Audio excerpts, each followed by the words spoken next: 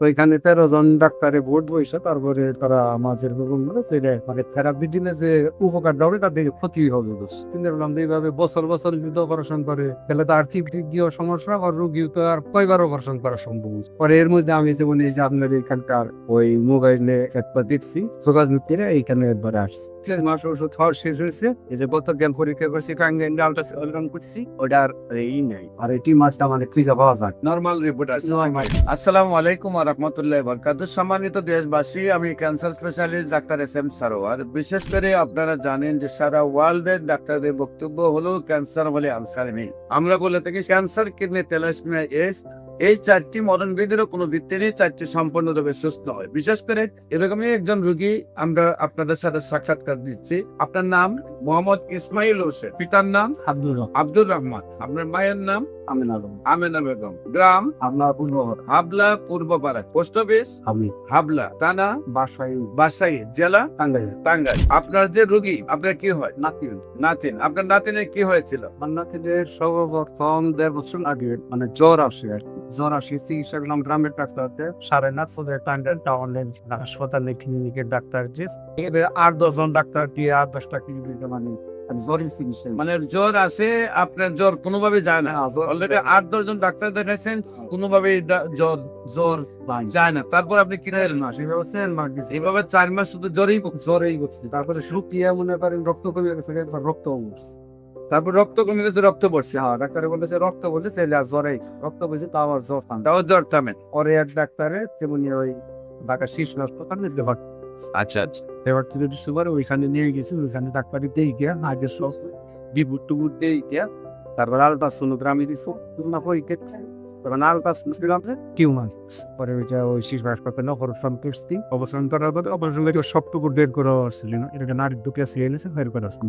1 বছর পরে আবার মানে ওইটা আগের মতো আবার জ্বর মানে জ্বর আসা থামে না। তারপর শিশু হসপিটালে আসছে, সেখানে টিউমার ধরা পড়ার পরে আপনারা অপারেশন করে, অপারেশন করার পরে জ্বর থামছে, সুস্থ হয়েছে, কিন্তু পুরা টিউমারটা বার করতে পারেন। আবার 1 বছর পরে আবার জ্বর আবার তারপরে আবার শিশু হসপিটালে আসছেন। আচ্ছা, আসার পরে আবার ওইখানে ওই আলট্রাসোনোগ্রাম করছে, মানে আবার বাড়তেছে, আবার দেখা যায় টিউমারটা আছে। তারপর তারা কি সিদ্ধান্ত দিল? যে এটা থেরাপি দিতে হবে। ওই আপনি মহাখালী ক্যান্সার হাসপাতালে আপনার এটা এই মুহূর্তে চিকিৎসা সম্ভব না, আমরা থেরাপি দিয়ে মহাখালী ক্যান্সার হসপিটালে চলে যান। তারপর সেখানে গেছেন, ওইখানে গেছি, মানে ওইখানে পাঠিয়েছি ওইটা কিভাবে দিতে হবে, কত মাত্রায় দিতে হবে, এটা মানে লিখিত আনা হবে। আচ্ছা আচ্ছা। ওইখানে 13 জন ডাক্তারে ভোট বইসে তারপরে তারা আমাদের মানে থেরাপি দিলে যে উপকারটা হবে তার দিকে ক্ষতি হবে।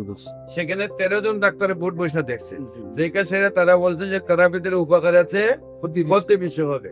তখন আপনারা কি সিদ্ধান্ত দিল? ওনারাই বলে দিছে যে আবার আপনারা অপারেশন, আবার আপনারা ওই শিশু হসপিটালে অপারেশন করেন। হ্যাঁ, এটা বলে দিছে। পরে আমরা চিন্তা করলাম, ব্যক্তি গেছি, ব্যক্তিরা চিন্তা করলাম এইভাবে বছর বছর যদি অপারেশন করে তাহলে তো আর্থিক দিক দিয়েও সমস্যা আর রোগীও তো আর কয়বার অপারেশন করা সম্ভব। পরে এর মধ্যে আমি যেমন এই যে আপনার এখানকার ওই মোবাইলে একবার দেখছি, তারপরে মনে করেন যে ওই 1 দিনের মধ্যে আমি এখানে যোগাযোগ করে এইখানে একবার আসছি। এসে প্রথম পারিশ দিয়ে নিয়ে গেছি। নিয়ে যাওয়ার পরে 6 মাস ওষুধ খাওয়া শেষ হয়েছে। এই যে গত জ্ঞান পরীক্ষা করছি আলট্রাসাউন্ড করছি, ওটার এই নেই আর এই মাছটা মানে ফ্রিজে পাওয়া যায়। নর্মাল রিপোর্ট আছে। এই রিপোর্টে আসছে যে সম্পূর্ণভাবে ভালো নাকি? আর এর আগে রিপোর্টে ধরা পড়ছে যে আছে, যে এখানে সম্পূর্ণ রিপোর্ট আমাদের সামনে রয়েছে। সম্মানিত দেশবাসী, বিশেষ করে ওনার 1 বছর আগে একবার টিউমারটা হয়েছে, সেটা অপারেশন করতে হচ্ছে। আবার 1 বছর পরে টিউমারটা হয়েছে, তখন ডাক্তাররা বলছেন যে অপারেশন হবে না, কেমন লাগবে। তারপর 13 জনের ডাক্তার বুট বসে বলছেন যে কেমন হবে না, তাকে অপারেশন করতে হবে। তারপর ওনারা আমার কাছে আসছেন, আল্লাহর রহমতে 4 মাস চিকিৎসা হয়েছে, 3 মাস হয়েছে। এখন রিপোর্টে আসছে সম্পূর্ণরূপে ভালো। আল্লাহর শেষ মধ্যে এই সকল কেস সহ মাথার চুল থেকে পায়ের নখ পর্যন্ত যে কোনো রোগী হোক না কেন, হোমিওপ্যাথিকে অপারেশন ছাড়া, কেমোথেরাপি, রেডিওথেরাপি ছাড়া, ওষুধের দ্বারা সম্পূর্ণরূপে সুস্থ হয়। পাশাপাশি যে কোনো প্রয়োজনে স্ক্রিনে দেওয়া নম্বরে যোগাযোগ করার জন্য আহ্বান জানিয়ে শেষ করছি। সবাইকে ধন্যবাদ। আসসালামু আলাইকুম ওয়া রাহমাতুল্লাহি।